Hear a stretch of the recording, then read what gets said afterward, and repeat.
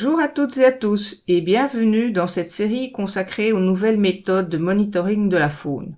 Dans cette vidéo, nous allons voir comment récolter des échantillons d'ADN environnemental par swab sur des feuilles de végétaux, aussi appelées leaf swab, dans le but d'évaluer l'efficacité d'un plan de gestion de la faune en concession forestière. La première étape consiste à vous procurer des kits de récolte d'échantillons.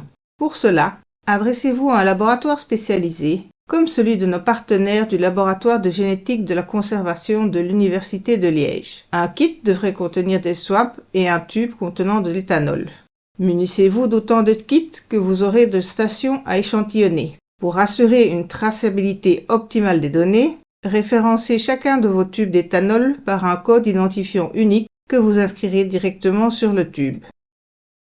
Préparez également une fiche de terrain sur laquelle devraient apparaître les sections suivantes: l'identifiant de l'échantillon, la date de récolte, l'équipe de récolte, les coordonnées GPS de récolte et le nom du waypoint. Vous pouvez évidemment adapter cette fiche afin qu'elle réponde à vos besoins.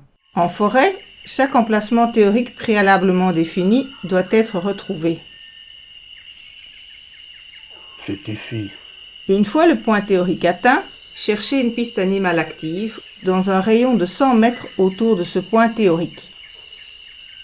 J'ai trouvé une piste animale très fréquentée.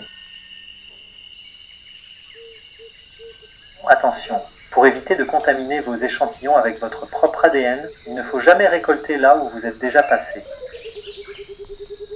Faites attention et n'avancez pas plus. Nous récolterons les échantillons de ce côté. Dans le cadre du projet CAAPP Faune, nous avons eu recours à 3 swabs par station de récolte. Chaque swab est alloué à une strate d'échantillonnage, au niveau du sol, à 50 cm de haut et à 1 mètre de haut. Pour chaque strate, une surface d'environ 10 x 10 cm² est frottée sur minimum 3 feuilles différentes. Une fois les feuilles identifiées, il faut toujours porter des gants pour limiter les risques de contamination.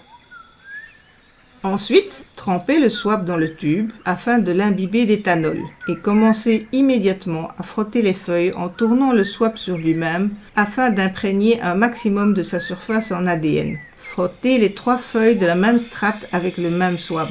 Une fois toutes les feuilles frottées, coupez la tige du swab afin qu'il puisse être conservé dans le tube d'éthanol. Répétez l'opération pour chaque strate. Ne frottez jamais des feuilles que vous auriez déjà touchées. Tout cela pourrait contaminer vos échantillons avec votre propre ADN. Complétez ensuite la fiche de terrain avec toutes les informations nécessaires. Une fois la mission terminée, conservez les échantillons au congélateur à la température la plus froide possible. Cela ralentira le processus de dégradation de l'ADN de vos échantillons.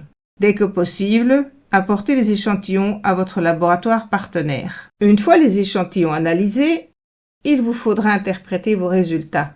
Si vous souhaitez en savoir plus sur ce point, mais aussi sur le design de votre inventaire, nous vous invitons à consulter la boîte à outils FauneFac dont le lien se trouve en description de cette vidéo.